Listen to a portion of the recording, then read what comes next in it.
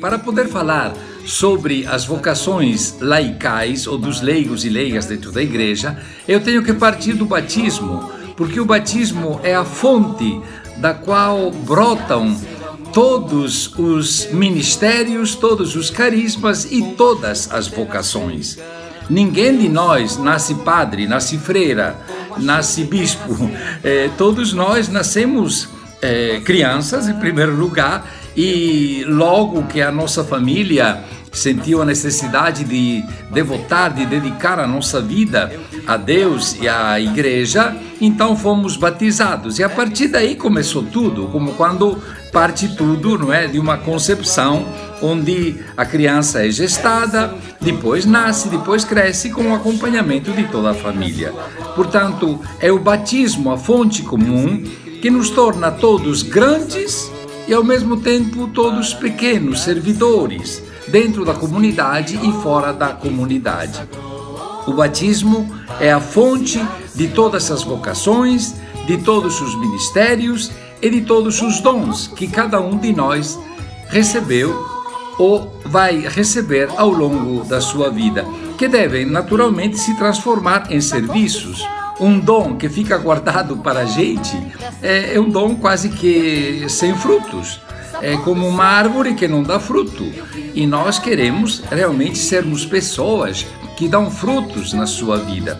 Então, a partir do batismo, nós todos vemos brotar dentro de nós e a serviço da comunidade muitas vocações, muitos ministérios e muitos carismas. Eu queria me deter, como foi me pedido, sobre as vocações dos batizados, leigos e leigas, isto quer dizer, pessoas engajadas dentro e fora da comunidade no testemunho da sua fé e no testemunho do Evangelho.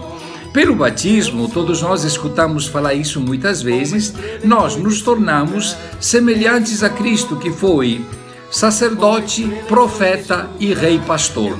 E nós também, pelo batismo, nos tornamos profetas, anunciadores da palavra, nos tornamos sacerdotes, no sentido que santificamos a nossa vida e a vida dos outros, e nos tornamos pastores. Isso quer dizer, pessoas chamadas a coordenar a comunidade, a servir a comunidade, a fazer com que estes serviços extravasem também na vida do mundo. Então, olhando estes três aspectos, ou estes três, digamos assim, encargos que nós temos, que são de santificar a vida dos outros, de anunciar a palavra e de conduzir as pessoas de forma ordenada, coordenada dentro e fora da comunidade, eu vou falar de vocações e ministérios que são dos leigos, que não são, portanto, que são de leigos engajados dentro da igreja. A liturgia tem os ministérios litúrgicos e as vocações. Por exemplo, tem pessoas que são chamadas, convocadas, portanto, são chamadas a despertar a vocação para os ministérios litúrgicos, ministros da Eucaristia, ministros também da palavra, quando se celebra o culto só da palavra, ministros da consolação e do conforto aos doentes, né?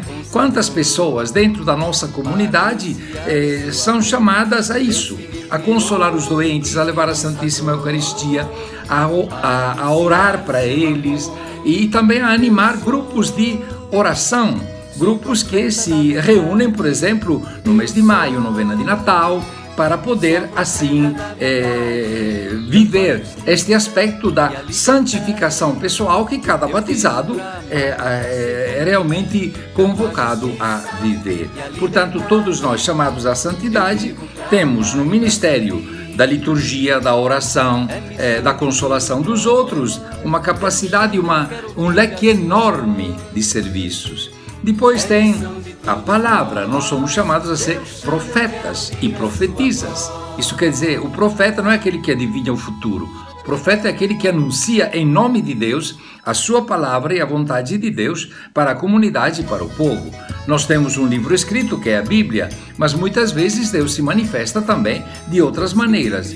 E quando a gente enxerga uma vontade de Deus, não é, para a comunidade e para a vida da gente, é chamado também a segui-lo.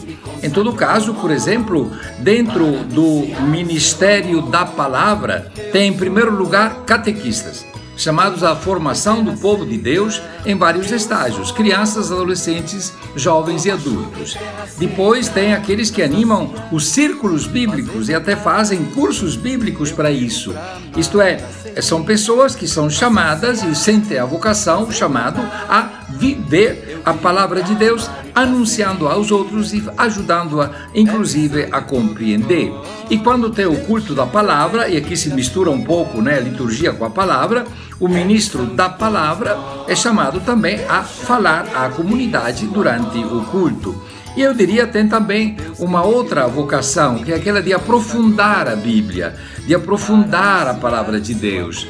Tem pessoas que estudam teologia, que fazem cursos específicos para isso. E isso é muito importante, muito bonito, porque depois podem também ensinar às pessoas das comunidades que estão desejosas de compreender e de aprofundar a palavra de Deus na Sagrada Escritura com uma competência que realmente é um serviço à própria comunidade.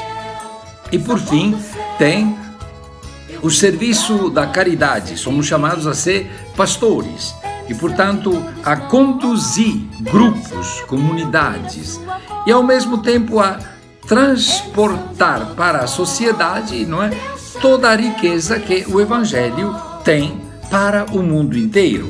Então nós vemos aqui, por exemplo, como é importante que no serviço da caridade tenha a atenção ao social, não somente a pessoas idosas, mas também a situações de pobreza, as situações de emergência. Agora com o coronavírus, então, nós temos tantas situações de emergência. É importante que tenha pessoas que sentem a vocação e têm jeito para poder servir a pessoas em situações emergenciais e em situação de risco, como, por exemplo, crianças que vivem na rua, crianças de famílias desestruturadas e assim por diante, né? Também as coordenações comunitárias. Alguém que assume a coordenação da comunidade, das pastorais, da catequese, enfim, quem coordena é chamado, de certa maneira, a ser como Jesus pastor, que conduzia o seu rebanho. E é um serviço delicadíssimo, importantíssimo, é um serviço que, sem o qual a comunidade não tem rumo.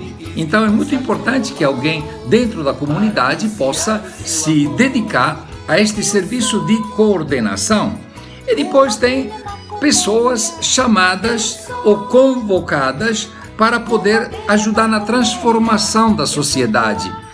Então, como é importante que tenha pessoas que trabalham, por exemplo, nos conselhos paritários, também nas associações de moradores, se ainda funcionam, espero que funcione, né? Depois também pessoas que se preparam para exercer um cargo político, basta que o façam com espírito de serviço, não pelo poder ou ganhar dinheiro ou entrar no vírus da corrupção, não é? Que é pior do que a pandemia. E, portanto, ter a capacidade de enxergar pessoas que têm também esta vocação, este serviço, né? E, enfim, pessoas que têm a capacidade de fazer cursos de formação política, social, ajudando as pessoas a entenderem que não é tudo a mesma coisa, né? Que tem vereador e vereador, prefeito e prefeito, que tem políticos que se comprometem, que tem pessoas que exploram o povo, então tem que ficar alerta.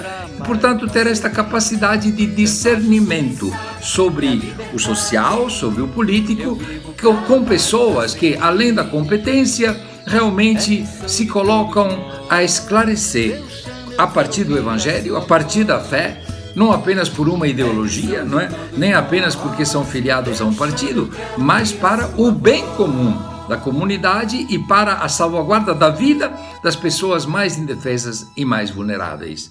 Eu vejo estas vocações como leigos e leigas dentro da comunidade, não é? É importante que cada um se pergunte: o que eu posso fazer? o que é que Deus me pede de fazer. Porque é muito importante que a gente, não é, a partir dos dons que a gente recebeu, transforme estes dons em serviço, em doação, não é, em capacitações para podermos ser úteis e dar bons frutos. Porque a árvore boa se vê pelos frutos bons que ela dá. Um abraço a todos, que Deus abençoe vocês, em nome do Pai, do Filho e do Espírito Santo. Amém. De todos nós, Deus chama, eu quero ouvir a sua voz.